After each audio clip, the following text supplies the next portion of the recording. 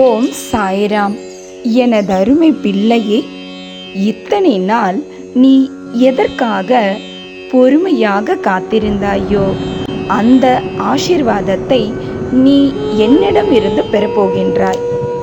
என் ஆசீர்வாதமானது உனது கெட்ட காலங்கள் அனைத்தையும் உன் வாழ்க்கையில் இருந்து முழுவதுமாக நீக்கி நீ அந்த வானத்தில் இருக்கும் நட்சத்திரத்தை போல் மின்னும் நேரம் வந்தாச்சு.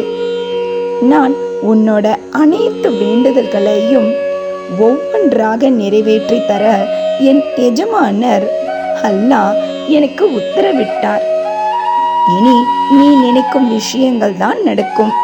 நீ நினைக்கும் அத்தனை விஷயங்களும் உனக்கு சாத்தியமாகும்.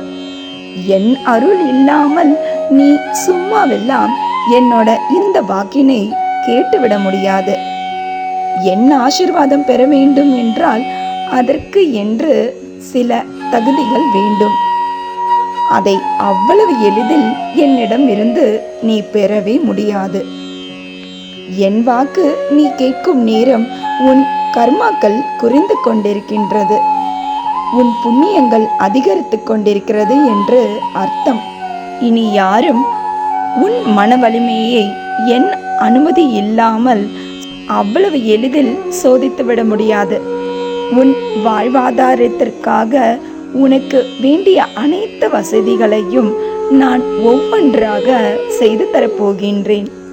இன்னும் ஒரு ஆண்டிற்குள் உனது வாழ்க்கை தரமே மாறப்போகின்றது.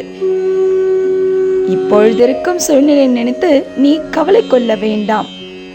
ஆனால் ஒன்றை மட்டும் நினைவில் கொள் பிள்ளையே, நீ பார்க்கும் அனைத்தும் மாயை, நீ அனுபவிக்க நினைக்கும் அனைத்தும் மாயை.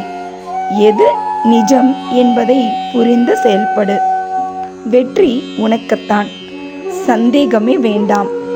ஒவ்வொரு வெற்றியும் ஒரு பரிசு, ஒவ்வொரு தோல்வியும் ஒரு பாடம், ஒவ்வொரு நாளும் ஒரு புதிய வாய்ப்பு என்று உனக்கு வந்து கொண்டே இருக்கின்றது.